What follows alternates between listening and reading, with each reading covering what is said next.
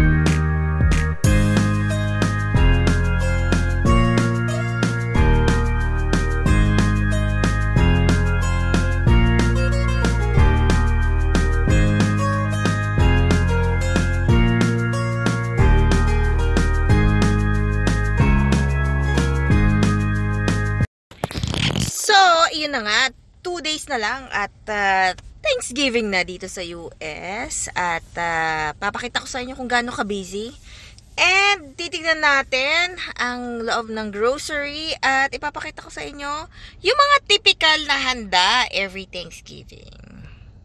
Okay guys, we're here at Costco Wholesale.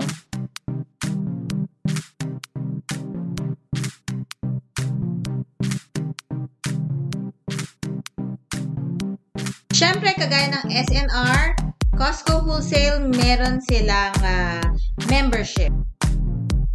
So, ayun na nga, ginaya ng SNR ang concept ng Costco.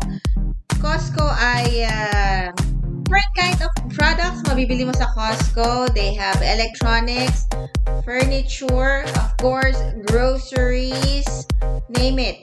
They have it. They also have baking stuffs, and as you can see, kanina merong Christmas trees. So, ayun, kitchen stuff. Yan, mabibili mo yan sa Costco. Costco, it's kind of like SNR in the Philippines.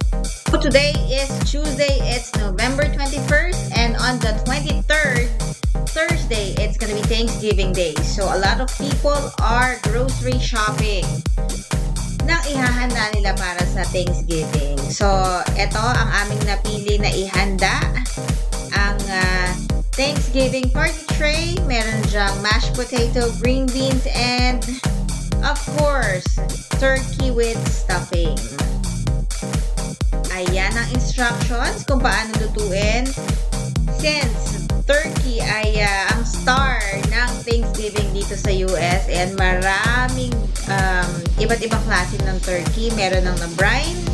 Ayan, merong mga na-brine na turkey. And meron din naman na ikaw ang magsisisa ng sarili mong turkey. Ayan, more turkeys na nandyan.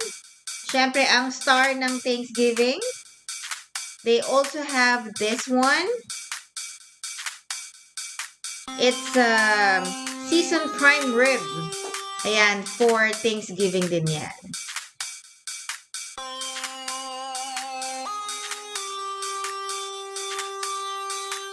And of course, every Thanksgiving, hindi rin mawawala ang mga pies. Nandiyan ang apple pie, pecan pie, lahat, name it. They have it. Siyempre, ayan ang kanilang Thanksgiving traditional meal.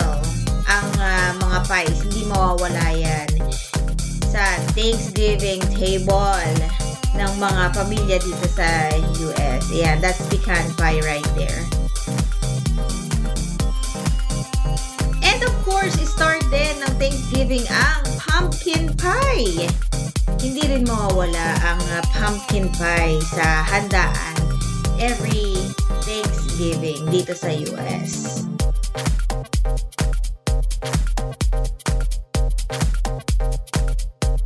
Oh well, kung ayaw nyo naman guys ng turkey, pwede naman kayo mag-seafood.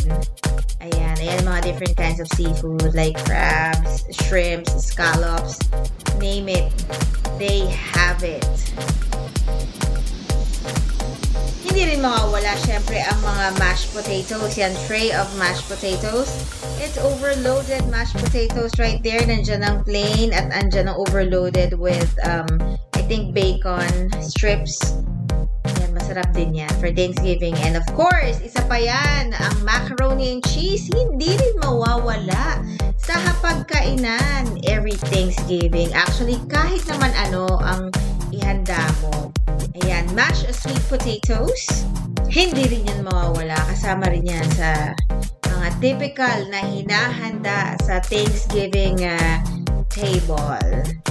Kaya naman, ayan, pinapakita ko sa inyo ang mga typical na handa every Thanksgiving. And of course, ayan, hindi rin mawawala ang ham sa Thanksgiving table. Parang kagaya ng Pinoy, di ba? Ang star ng Pasko ay ham sa ating table. But dito, ang star ng Thanksgiving ay turkey. Since nandito na rin tayo sa Costco, wholesale, medyo itutur ko na rin kayo sa loob ng Costco. So, ayan, syempre, ang mga paper towels and of course, laging binibili namin ito, ang bottled water sa Costco. And again, of course, dito sa Costco, it's wholesale. Kaya, mapapansin nyo na malaki talaga ang mga bilihin dyan. So, my all-time favorite salad. Ayan ang aking usually pambaon, ang Caesar salad. Pambaon ko yan. And of course, yan ang kanilang Kerrygold. Yan ang aming brand ng butter. Guys, ang Kerrygold, hindi ako nag-endorse, but ayan, it's a pure Irish butter. Hindi rin naman mawawala, di ba? Ang mga wines pagka Thanksgiving. Ayan, meron na silang mga Christmas stuffs for Thanksgiving. Ayan, as you can see, meron silang rack of wine. Mamili na kayo dyan kung anong gusto nyo. Prosecco, Cabernet Sauvignon, name it, they have it. Sobrang daming tao, guys, as in. Kasi nga, syempre magka-holiday.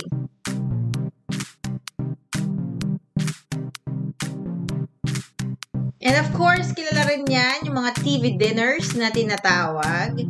Ayan, ang mga pizzas. Syempre, mahilig sila talaga dito sa pizza. And, ayan, kanilang mga different kinds of pizza nandiyan. Different flavors. Mapag gluten-free or regular pizza, lasagna, ayan, chicken pot pie, French onion soup. Ayan, binibili rin talaga ng mga tao yan. Kasi, easy, very easy diba? Hindi ka na mahihirapan pang magluto.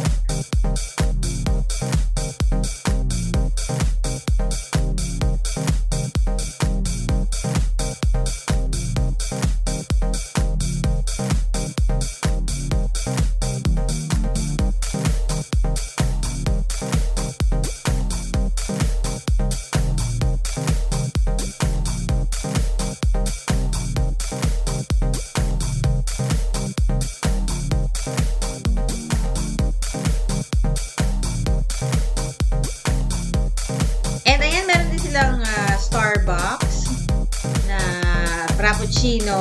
Ayan, meron sila niyan. And different kinds of coffee.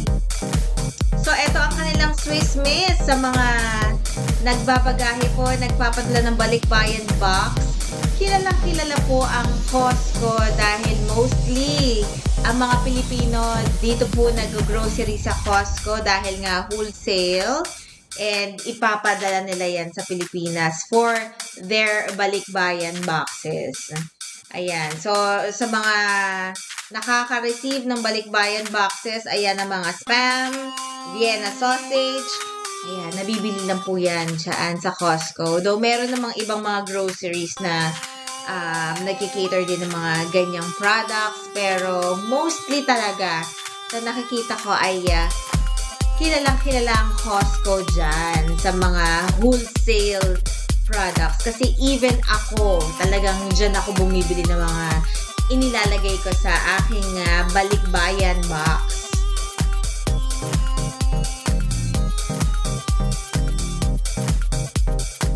Would you believe, meron ding Philippine dried mangoes dito sa Costco.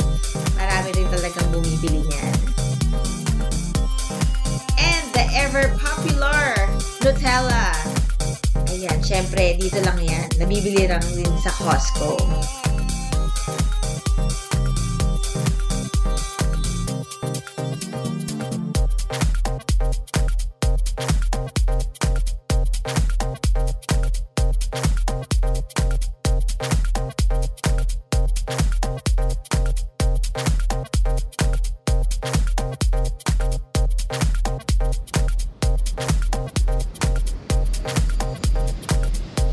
Diba? Talagang nakakabusog ng mata dito sa Costco eh. Ayan. Mga typical, mga chocolates na ating pinapadala. Ayan, sa Pilipinas. Ayan, favorite to ng parents ko. Ayan, ang Italian biscuit. Favorite nila yan. Lagi lang nire-request sa akin yan kapag ako ay magpapadala ng balikbayan box sa Pilipinas.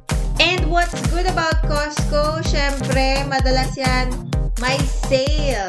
For example, this Oreo right here, ayan, naka-sale yan sa Costco. Ayan, ang kanilang mga iba't ibang products, Lind, ayan, chocolate, and of course, the ever-popular Ferrero. Ayan. Ayan, tignan nyo naman ang Toblerone, $10.89, $7.89 na lang, $2 off. Diba? Sino ba namang hindi maaaliw dito sa Costco? And of course, the Hershey's Nuggets, ang paborito ng aking pinsan. Ayan, nagpapabili siya sa akin ng Hershey's Nuggets, kaya grab ko na rin yan. Ayan, ang kanilang chocolate almonds. Yan, Kirkland chocolate almonds. Yan, very popular din yan sa Pilipinas, lalo na sa aking mga pinsan. And of course, ayan, ang popcorn na paboritong ng aking mga pinsan sa Pilipinas. Kaya naman nagpabili sila. Ayan, at favorite ng mga pinsan ko tong Kirkland na popcorn. Ewan ko ba, ayan. Favorite nila yan, Diyos ko Lord.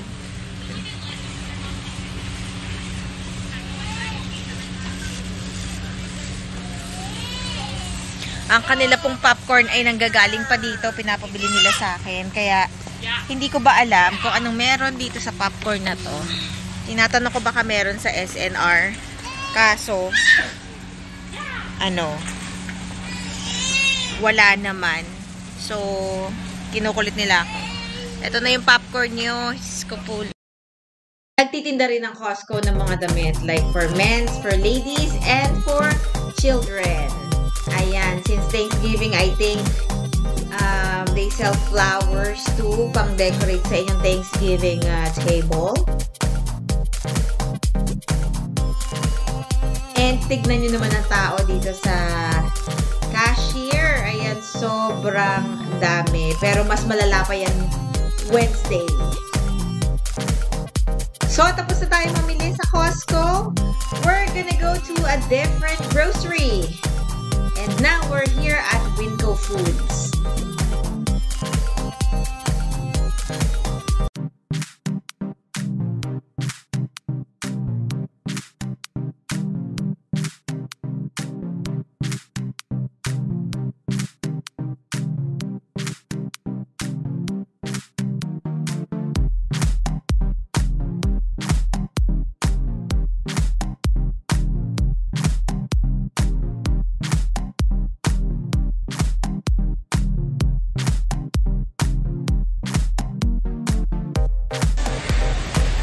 ayun, nandito naman ako ngayon sa Winco. Kanina, nasa Costco ako. So, ngayon, nandito naman ako sa Winco. Kasi sa Costco, wholesale kasi doon, as in. Pero dito, hindi siya wholesale. Kaya, ayan, mas okay. Para sa akin kasi mas okay dito eh. Dalawa lang naman ang pinag-groceryhan ko dito. Isang Costco for wholesale and isa for Winco. Ayun. Dito kasi sa Winco, tingi-tingi talaga. Like, nakita nyo kanina yung mga patatas, yun, yung mga mushroom, ayan, tingi-tingi talaga. Compare talaga dun sa Costco. Ayan, hindi pa ganun ka-busy dito sa Winco Foods kasi it's Tuesday, probably Wednesday, and magiging busy. So, since ako ay gagawa ng pot roast, kailangan ko ng mga ingredients like mushroom. Ayan, ang sikat na green beans every Thanksgiving because of the green bean casserole. Sobrang busy talaga kasi nga malapit na yung Thanksgiving. Today is Tuesday and ang Thanksgiving ay sa Thursday. So, mas pinili kong mag-grocery ngayon instead of Wednesday dahil for sure napakadaming tao talagang mag-grocery ng Wednesday, a day before Thanksgiving. Kaya naman, ang ganda nito. It's a Fireball whiskey. Ayun. Okay, andito pala ako sa section na gustong-gusto natin. Cuervo mix. So, ayun nga. Ang bibiling ko dito sa Winco ay yung pang pot roast ko and mac and cheese. Ayun. Kasi typical Thanksgiving meal yon, like mac and cheese, syempre, and turkey. Syempre, hindi mawawala ang turkey. And syempre, kailangan kong kumuha ng potatoes para sa aking pot roast. Since gagawa ako ng mac and cheese, kailangan natin kumuha ng elbow macaroni.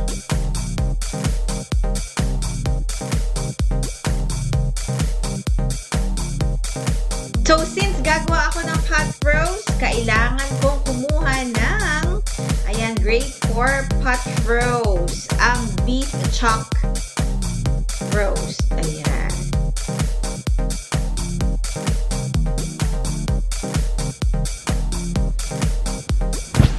Ayun, nandito pa rin tayo sa grocery at dito medyo konti lang ang tao. Kaya pwede tayo makapag-stroll. May mga areas na busy like yung mga gulay, ayan, turkey section. Yan, pupunta tayo dito sa meat section. Pero nakabili na kasi kami ng ng Thanksgiving platter sa Costco, kaya medyo okay na kami doon.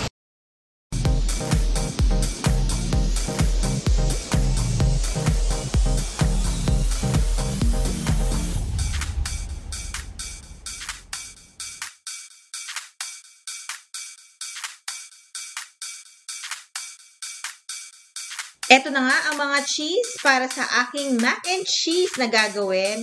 Medyo nawindang ako dahil sobrang daming cheese, na overwhelm ako. Pero itong cheddar jack cheese ang aking kukunin for macaroni and cheese recipe.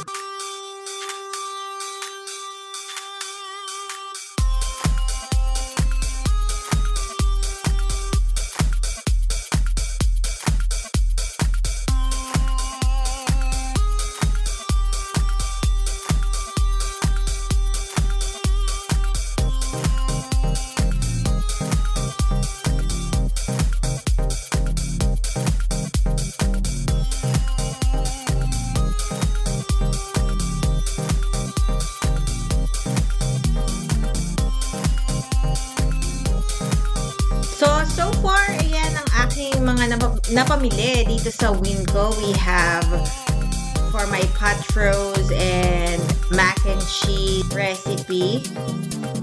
Ayun, nahagard na ako sa pag-grocery shopping. Siguro tapos na ako for now.